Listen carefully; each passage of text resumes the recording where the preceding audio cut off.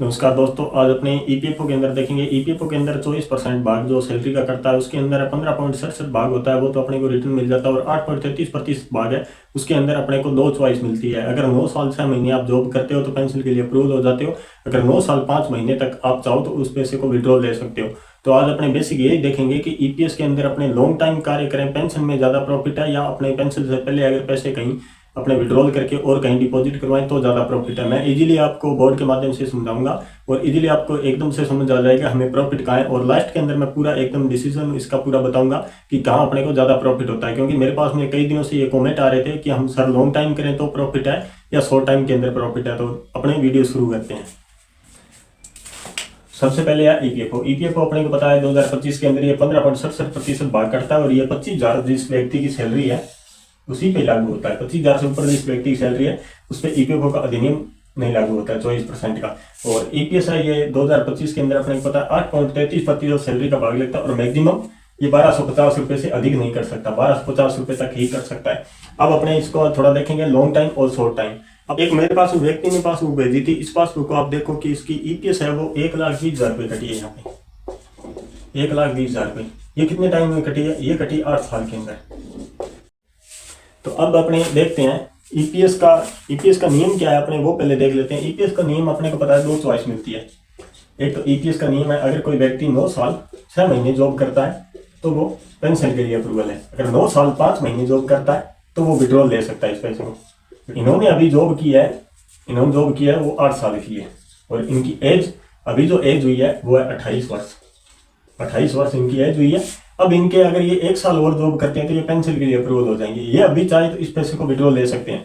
अभी इनके पास में टोटल कितने पैसे हैं? 1,20,000 रुपये। अब अपने 1,20,000 का उदाहरण निकालते हैं। अगर ये पेंशन के लिए अप्रूवल होते हैं तो इनको 58 वर्ष की एज के अंदर पेंशन मिलेगी। 58 वर्ष की एज में पेंशन कितनी मिलेगी? पेंशन निकालने का फॉर्मूला यही होता है कि मैक्सिमम 15,000 रुपये करता है। क्योंकि 15,000 का 8.33% भाग 1250 रुपये इंटू इन्होंने जॉब कितनी, या 9 साल 6 महीने के बाद पेंशन के लिए अप्रूवल हो जाते हैं तो इसको 10 वर्ष मानते हैं ये, इंटू 10 वर्ष जॉब की डिवाइड 70 से करते हैं। फिर पेंशन निकल के आएगी, वो आएगी 2,140 रुपये। ये 2,140 रुपये कब मिलेगी इनको? 58 वर्ष की एज के अंदर। अभी इनकी एज कितनी हुई है? 28 वर्ष। 58 में से 28 निकाल दो, यानी 30 साल बाद इनको जो पेंशन मिलेगी वो 2,140 रुपये मिलेगी। यानी 30 साल तक गवर्नमेंट इनका पैसा रखेगी और फिर इनको पेंशन देगी। अभी ये 1,20,000 रुपये। अब मैं शॉर्ट के अंदर आपको यहाँ बताता हूँ कि 1,20,000 रुपये को आप कहीं डिपॉजिट करवाते हो। मैं एसबीआई बैंक की बात कर रहा हूँ। एसबीआई बैंक के अंदर आप एफडी के अंदर डिपॉजिट करवा दो। यहाँ आपको क्या मिलता है? 8% इंटरेस्ट रेट मिलता है, 8%। और आप अगर कहीं एनपीएस के अंदर डिपॉजिट कराते हो तो मैंने एनपीएस का पीछे वीडियो डाला था, यहाँ लगभग 11 से 12% आपको रिटर्न मिल जाता है। लेकिन यहाँ क्या प्रॉब्लम होती है कि आपको कम से कम 10 या 20 साल तक पैसा रखना पड़ेगा। 10 या 20 साल लॉन्ग टाइम तक रखना पड़ेगा। क्योंकि ये निफ्टी शेयर मार्केट से जुड़ा हुआ है, इसलिए इसके अंदर लॉन्ग टाइम पैसा रखना पड़ता है। तो यहाँ पे मैंने आपको बताया कि 30 साल तो वैसे वेट करना, आप चाहो तो ये ऑप्शन यूज कर सकते हो। बट अपने एसबीआई बैंक के मानते हैं कि हमने एक सुरक्षित जगह पैसा रखा है जो कि एफडी के अंदर है। ये सुरक्षित जगह। एफडी का क्या रूल होता है? जैसे ये 100 रुपये आपने एफडी के अंदर करवाए तो नेक्स्ट ईयर ये पहले साल 100 रुपये, दूसरे साल ये 100 के 108 रुपये हो जाएंगे। और तीसरे साल ये 108 पे जो ब्याज मिलेगा लगभग 117 रुपये हो जाएंगे।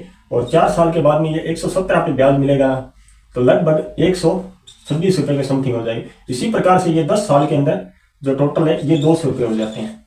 अब आपको समझ आ गया होगा कि किस प्रकार से इंटरेस्ट जुड़ता है। यानी 1 साल का टोटल इंटरेस्ट और नेक्स्ट ईयर उस इंटरेस्ट और उस राशि दोनों पे आगे का इंटरेस्ट जुड़ता है। तो यहाँ 10 साल के अंदर पैसे डबल होते हैं। अभी इनकी एज कितनी है?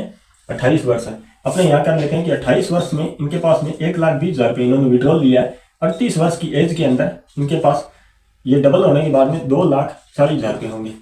48 वर्ष की एज के अंदर ये डबल होने के बाद में 4,80,000 रुपये होंगे। और 58 वर्ष की एज में इनके 4 लाख का डबल करते हैं तो 8 लाख और 9,60,000 रुपये इनके पास टोटल पैसा होगा। 9,60,000 रुपये कब होगा? 58 वर्ष की एज में। और यहाँ 58 वर्ष की एज में इनको कितना मिलेगा? ये मैंने आपको बताया 58 वर्ष की एज के अंदर 2,140 रुपये मिलेंगे। ये 58 वर्ष की एज के अंदर 30 साल वेट करने के बाद में। और यहाँ 58 वर्ष की एज में अगर बैंक में डिपॉजिट कराते हैं 9,60,000 रुपये। अब अपना नेक्स्ट देखते हैं कि ये 2,140 रुपये और ये 9,60,000 रुपये बैंक का, दोनों का थोड़ा कंपेरिजन करते हैं कहाँ ज़्यादा प्रॉफिट है। अब यहाँ जो अपनी पेंशन है ये 58 वर्ष की एज के अंदर इनको 2,140 रुपये 1 महीने का मिलेगा। और 12 महीने के अंदर जो टोटल इनको फंड मिलेगा 2140 इंटू 12 करने पर 25,480 रुपये एक साल के अंदर मिलेगा। अब बैंक के अंदर मैंने आपको बताया था किस प्रकार से इंटरेस्ट जुड़ने के बाद में ये राशि 9,60,000 रुपये इनके 58 वर्ष की एज में हो जाएगी। दोनों का एज मैंने सेम रखा है कि 58 वर्ष की एज में इनको 2140 रुपये मिलेंगे। अगर बैंक में डिपॉजिट करवाते हैं तो 9,60,000 रुपये होंगे। अब इनका प्रॉफिट क्या है कि 9,60,000 रुपये का सीनियर सिटीजन लग जाता है 58 वर्ष की एज में। सीनियर सिटीजन लगने के बाद में SBI बैंक के अंदर जो 8.5% का इंटरेस्ट रेट है, लेकिन अपने 8% से भी देखते हैं 8% से, तो 8% का 9 लाख निकालते हैं तो 72,000 रुपये तो ये हो जाते हैं। 72,000 रुपये एक साल का इंटरेस्ट ये होता है। और 60,000 का निकालते हैं तो लगभग 5,000 रुपये प्लस ये और हो जाएंगे। तो 72 और 5 अपने करते हैं 77,000 रुपये एक साल के अंदर इनको इंटरेस्ट मिलेगा। अब 77,000 रुपये यहाँ आपको एक साल के अंदर 25,480 रुपये दिए जाएंगे, यहाँ 77,000 रुपये आपको एक साल के अंदर दिए जाएंगे। अगर आप मंथली इसका उठाना चाहते हो तो इसको कर लेना आप 12 से, अपने 12 से भाग निकालते हैं तो लगभग यहाँ 6,400 रुपये आएंगे। ये एक महीने के आपको 6,400 रुपये मिलेंगे। अगर आप इन पैसों का 58 वर्ष की एज के अंदर ये पैसे नहीं उठाना चाहते, आप खाली इनका इंटरेस्ट उठाओगे तो भी आपको 6,400 रुपये मिलेंगे। अब प्रॉफिट की बात करूं मैं तो प्रॉफिट की बात यही है कि इसके अंदर आप 58 वर्ष की एज के अंदर पेंशन उठा सकते हैं। यहाँ मानते हैं 10 वर्ष किसी व्यक्ति ने पेंशन ली और उसके बाद में उस व्यक्ति की डेथ हो गई तो उसके बाद में यहाँ कुछ नहीं मिलता, जीरो हो जाता है। क्योंकि जब तक वो पेंशन जीवित है तब तक उसको पेंशन मिलेगी, उसके बाद में गवर्नमेंट किसी प्रकार का कोई अप्रूवल। अगर किसी व्यक्ति की 58 वर्ष से पहले डेथ हो जाती है, कोई दुर्भाग्यपूर्ण उसकी मृत्यु हो जाती है, तो जिस व्यक्ति को उसने नॉमिनी रखा है, उस नॉमिनी को इसका 50% दिया जाएगा, 50 मिलेंगे। ये 50% हो जाता है, 1,170 रुपये उस व्यक्ति को मिलेंगे। अब यहाँ बैंक के अंदर क्या होता है, बैंक के अंदर 58 वर्ष तक तो उस व्यक्ति की एफडी चल रही है। दुर्भाग्यपूर्ण उस व्यक्ति की 58 वर्ष से पहले डेथ हो जाती है तो जितने साल, चाहे 20 साल या 25 साल ये पैसा रहा है, ये इंटरेस्ट और जो 9,60,000 रुपये इन्होंने डिपॉजिट करवाया था, ये टोटल पैसे यहाँ पे उस व्यक्ति को मिल जाते हैं। दूसरा यहाँ पे कि व्यक्ति ने 10 साल यहाँ पे कोई पेंशन ली है, उसके बाद में इस व्यक्ति की डेथ हो गई तो ये 9,60,000 रुपये टोटल है। क्योंकि इनका इंटरेस्ट तो वो आगे उठा रहा है 58 के बाद में, लेकिन ये जो डिपॉजिट राशि है ये टोटल का टोटल 9,60,000 रुपये फंड उस नॉमिनी को मिल जाएगा। इसमें किसी प्रकार की कटौती नहीं होती है। नॉमिनी में चाहे उसने अपने पत्नी को रखा है या अपने बच्चे को या किसी रिलीजन में किसी को नॉमिनी रखा है तो उस व्यक्ति को मिल जाता है। प्रॉफिट के अंदर बात करें तो प्रॉफिट में यही है कि ईपीएस के अंदर जब तक ईपीएस के सिस्टम को नहीं बदला जाता, ये 70 से डिवाइड करने वाला सिस्टम जब तक नहीं बदला जाता है तब तक आप ईपीएस के अंदर पैसा मत रखो। क्यों, जहाँ आपको ज्यादा प्रॉफिट दिखे वहीं रखो। ईपीएस का रूल क्या है, ईपीएस का रूल है कि आप अगर 2 महीने जॉब छोड़ देते, यानी कि आपका ईपीएफओ डिपॉजिट नहीं होता है 60 दिन, ये 2 महीने एक ही बात है दोनों, उसके बाद में आप इसका 10C फॉर्म अप्लाई करके इसका फुल विड्रॉल ले सकते हो। यानी आपका जितना भी पैसा कटा है इसका विड्रॉल ले सकते हो। और जिस व्यक्ति ने ये पासबुक मेरे पास में भेजी थी कि मेरे 1,20,000 रुपये हो गए हैं, मैं अब इसका क्या करूं, तो मेरा कहने का रीजन यही है कि मैं तो ये चाहता हूं कि आप कहीं पे ऐसी जगह डिपॉजिट कराओ जहां आपको अच्छा प्रॉफिट हो। ईपीएस के अंदर मैंने आपको बोल दिया कि 58 वर्ष की एज के अंदर आपको 2140 रुपये मिलेंगे। अगर आप लॉन्ग टाइम भी कार्य करते हो तो मैंने पीछे कैलकुलेशन का वीडियो डाला था, अगर किसी व्यक्ति ने 1995 से जॉब स्टार्ट किया और 2024 के अंदर रिटायरमेंट हो रहा है तो उस व्यक्ति को मैक्सिमम पेंशन 3,690 रुपये मिलेगी।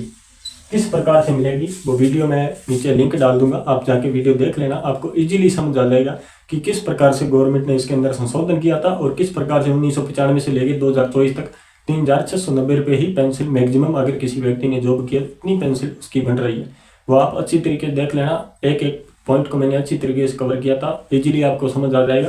दूसरा, यहाँ आप जॉब करते हो, आपने एक बार विड्रॉल ले लिया, आपने 2 महीने बाद फिर जॉब करते हो तो इस चीज़ को नहीं माना जाएगा। आपने पीछे कितनी जॉब की है इसको नहीं माना जाएगा, क्योंकि इसको तो आपका यूने क्लोज हो चुका है, फिर आपका नया टाइम एक पीरियड स्टार्ट होगा वहाँ से। तो ये कोई फंड नहीं है कि प्राइवेट जॉब में आप एक बार विड्रॉल ले लेते हो दोबारा आपको जॉब नहीं मिलती, ऐसा कोई फंड नहीं है, दोबारा से स्टार्ट होता है। हाँ, इसका एक नियम यही है कि आपको कम से कम 60 दिन तक ईपीएफओ के अंदर पैसे डिपॉजिट नहीं होना चाहिए, तभी आप विड्रॉल ले सकते हो।